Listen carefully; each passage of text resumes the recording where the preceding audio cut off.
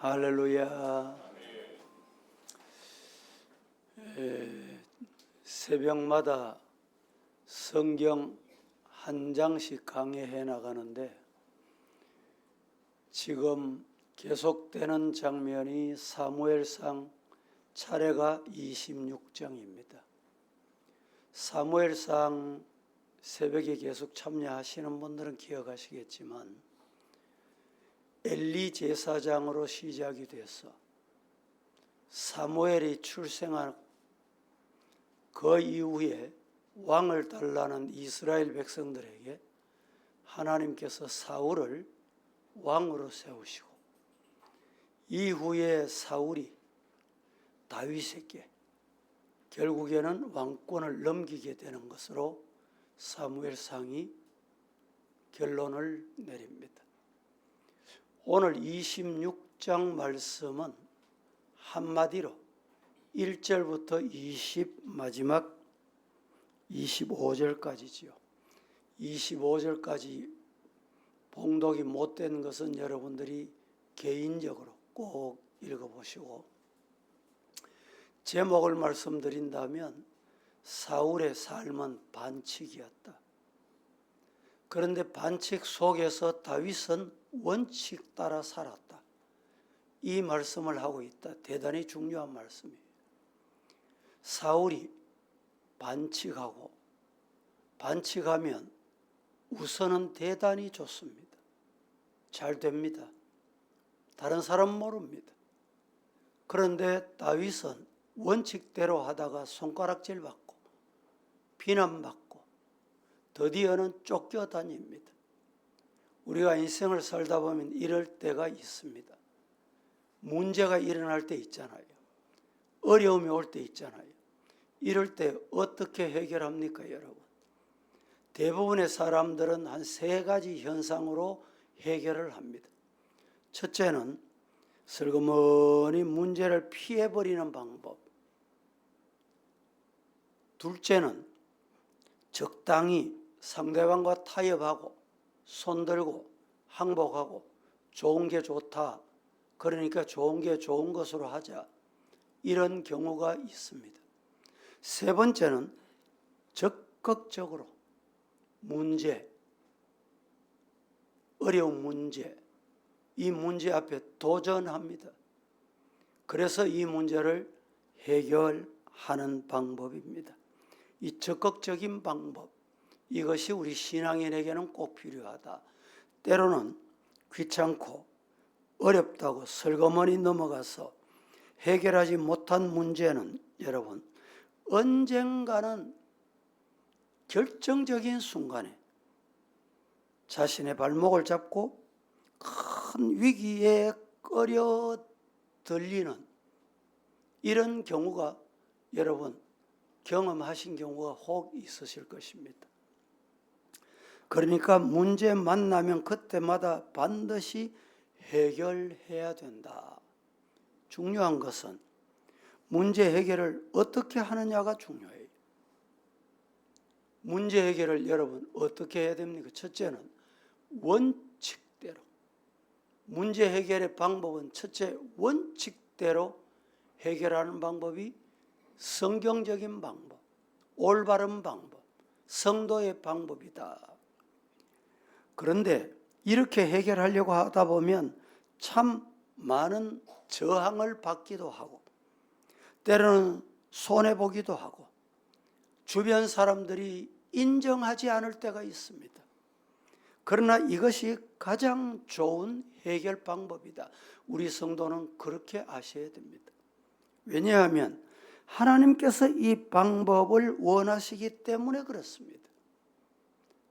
다윗은 손해보고 인정 못 받고 이유 없이 쫓겨다녀도 항상 자신이 손해봐도 원칙대로 했습니다.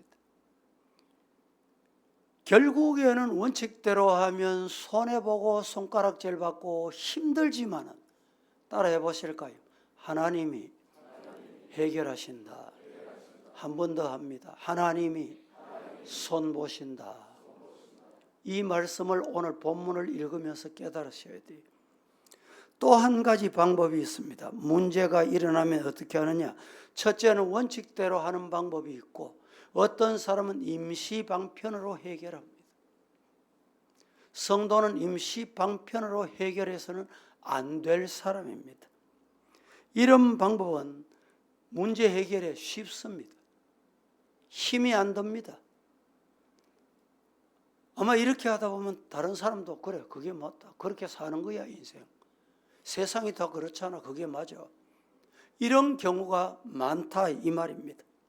그래도 대개는 자신에게 유리한 쪽으로 해결해 버립니다. 쉬운 방법으로, 당장 나타나는 효과적으로, 많은 사람들에게 박수받는 방향.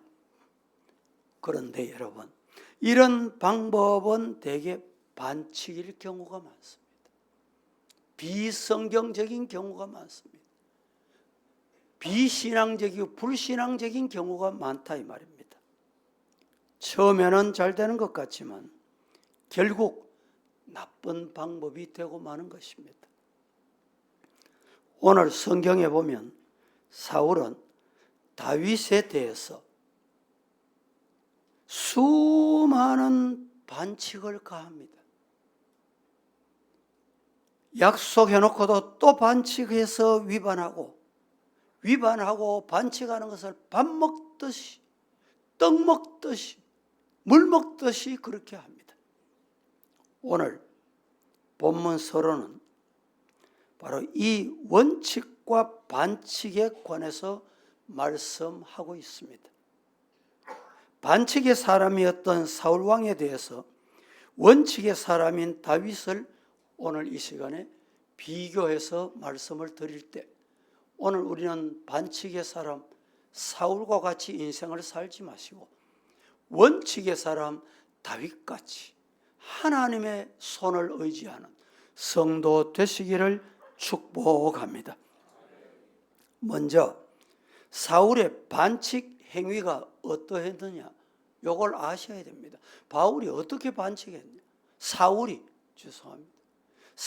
어떻게 반칙을 했느냐, 뭐가 반칙이냐, 이걸 알아야 돼. 우리가 어떻게 인생을 살면 반칙이 되느냐. 첫째는 10사람들이 와서 사울에게 다윗의 은신처를 고발합니다.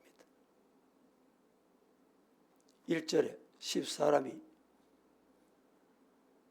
기브아에 와서 사울에게 말하여 이르되 다윗이 광야 앞 하길라 산에 숨지 아니하였나이까 하매, 사울이 여기 숨어 있다는 것을, 다윗이 숨어 있다는 것을 사울에게 기브아 사람이 와서 알려주었다는 것입니다. 10사람들이 사울에게 다윗이 숨어 있는 것을 쉽게 말하면 고발합니다. 못된 반칙자에게는 항상 나쁜 반칙자가 따릅니다. 끼리끼리 유유상종, 반칙하는 사람은 반칙하는 사람과 같이 삽니다. 여러분 보세요.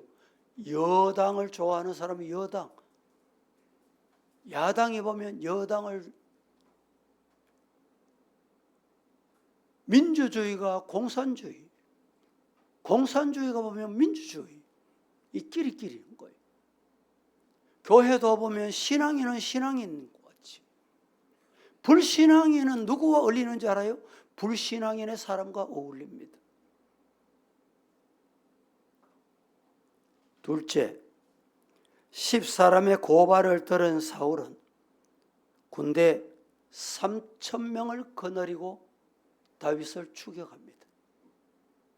2절 말씀에 이렇게 말합니다.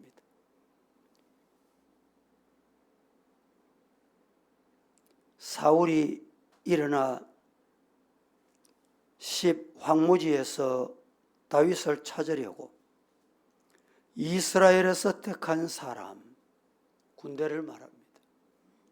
3,000과 함께 10 황무지로 내려가서 이제 다윗에게 쳐들어갑니다. 죽이고 싶다는 것입니다.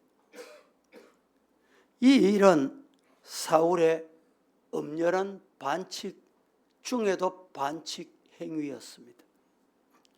왜냐하면 이전에 이미 엔게디 황무지에서 자기의 옷자락을 잘리면서 이런 사건이 일어났을 때 다윗에게 소리 높여서 울부짖으면서 약속을 합니다. 사울이 어떻게 약속했습니까? 24장 22절에 사울은 집으로 돌아가고 라고 했습니다. 다시 말하면 사울이 다시는 다윗 당신을 공격하지 않게, 나의 생명을 살려주는데 다시는 당신을 공격하지 않겠다, 이런 약속을 찰떡같이 해놓고 다윗 죽이겠다고 군대를 모집합니다. 3천을 거느리고 시부로 내려가서 다윗을 찾기 시작했던 것입니다. 이때 그는 다시는 다윗을 추격하지 않겠다고 약속, 언약을 했지만 또다시 사탄 마귀의 충동 때문에 그는 다윗에게 달려가게 됩니다. 여러분, 반칙은 왜 일어납니까? 사탄, 오늘 나중에 나옵니다만 본문에 악령은 반칙을 자꾸 가합니다. 신앙생활을 하는 것 같은데 반칙해. 이 사탄이 하는 거예요. 악령이 하는 거다는 말이에요. 또 한 가지, 세 번째, 왜 어떤 반칙을 했습니까? 다윗은 은신처인 십 황무지 앞에 하길라산 길가에 진을 치는 것도 분명히 잘못된 악령에 의한 반칙 중에 반칙이었다는 것입니다. 24장 17절 말씀에 나는 너를 학대하되 너는 나를 선대하니 나는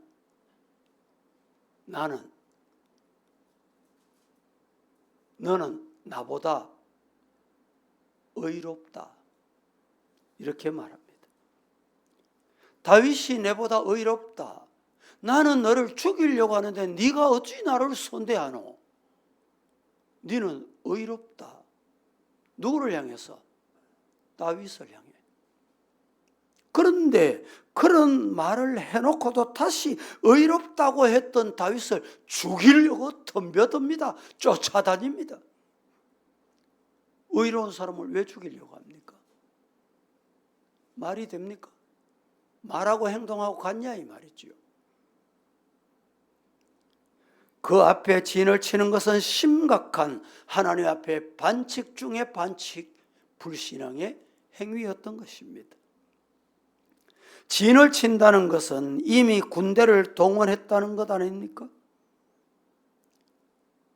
다윗이 이방인입니까? 다윗이 적군입니까? 다윗이 북한 공산주의입니까? 그런데 이 다윗을 죽이려고 추격하고 있다는 것입니다. 사울의 반칙은 엘로카드, 경고급이 아니라 완전히 레드카드, 퇴장급입니다. 반칙 중에 반칙. 운동 경기도 그렇잖아요. 심판 보세요. 이 호주머니, 심판 호주머니 왼쪽 가슴에 카드를 2개 넣어 다닙니다. 노란색 그리고 붉은색. 반칙을 적당하게 하면 노란색으로 경고를 합니다. 또다시 그와 같은 반칙을 하면 한 번 더 또 노란색으로 경고를 줍니다. 이 반칙이 심하거나 지나치면 그때는 붉은색을 꺼냅니다. 이 경계장에서 나가거라. 성경에도 보면 하나님이 교회 안에는 이런 사람을 경고하고 있어요.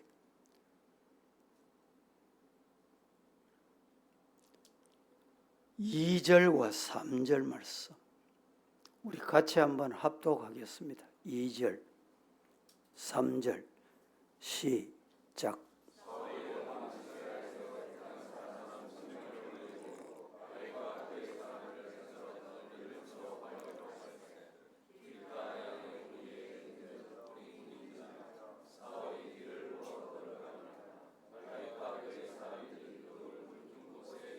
자, 3,000명의 군대를 사울이 거느리고 10황무지로 내려가서 진을 쳤다. 이렇게 표현합니다. 사울이 이렇게 다윗을 향해서 끝까지 집착하는 것은 이유가 뭐냐? 한 가지입니다. 악신이 걸려서요. 사탄의 올무에 걸려서 이 말입니다. 악신에게 붙잡힌 결과다. 그런데 본문의 흐름을 자세히 보면 이렇게 번번이 반칙을 저지르는 사울에게 다윗은 어떻게 합니까? 반칙이 끊임없이 반복되고 계속돼도 사울은 그 반칙에 반칙으로 응하지 않습니다. 원칙으로 응합니다.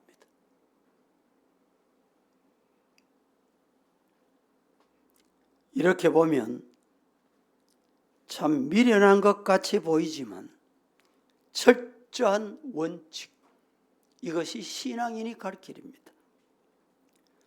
본문 중심으로 진행 상황을 우리가 살펴보면 다윗이 어떤 원칙이 있었느냐, 어떤 원칙을 따랐느냐, 이 말씀이 중요합니다. 앞에 말씀을 다 잊어도 돼요. 왜? 악령, 악신에게 붙잡히면 그렇게 되니까 악신에게 붙잡히지 않도록 기도하면 돼요.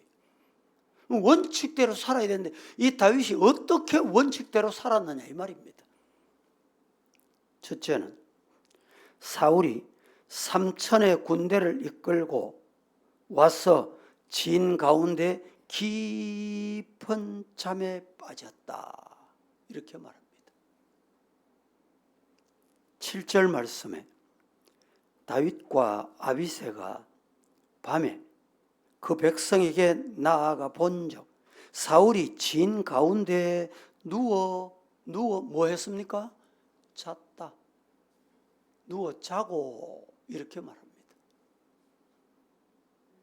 둘째, 다윗이 보니 사울이 깊은 잠에 빠져 있어 그를 처치할 수 있는 절호의 기회, 너무너무 좋은 기회,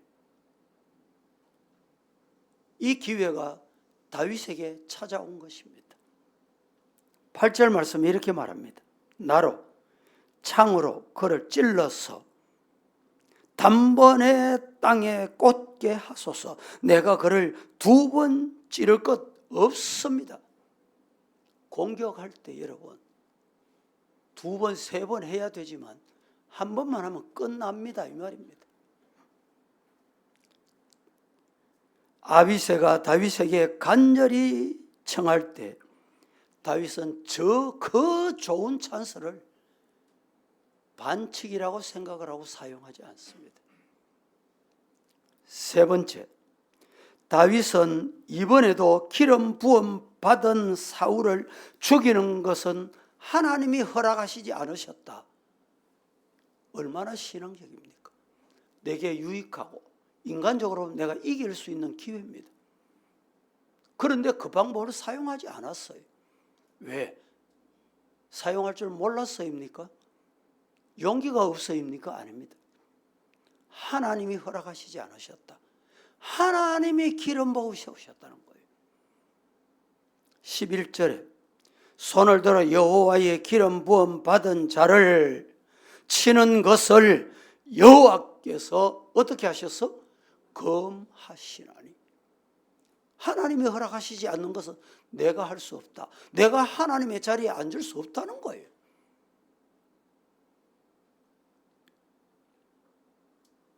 사울은 다윗이 기름 부음 받은 것을 알면서도 죽이려고 했는데 다윗은 정반대로 죽일 수 있는 기회를 죽이지 않았던 것입니다.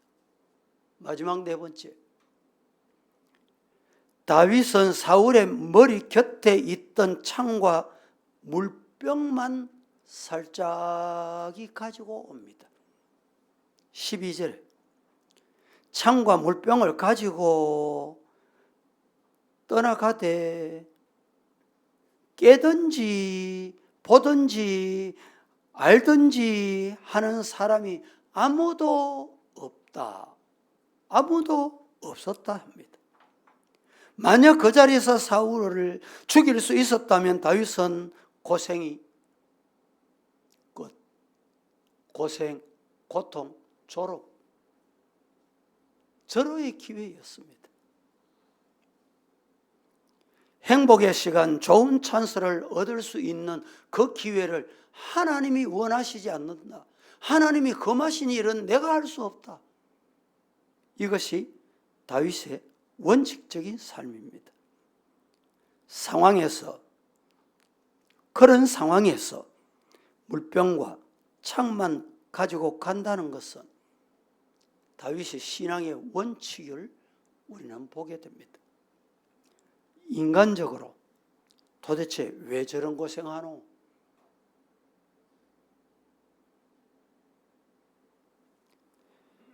다섯 번째, 다윗은 사울을 죽일 수 있음에도 불구하고 죽이지 않고 살려두었습니다.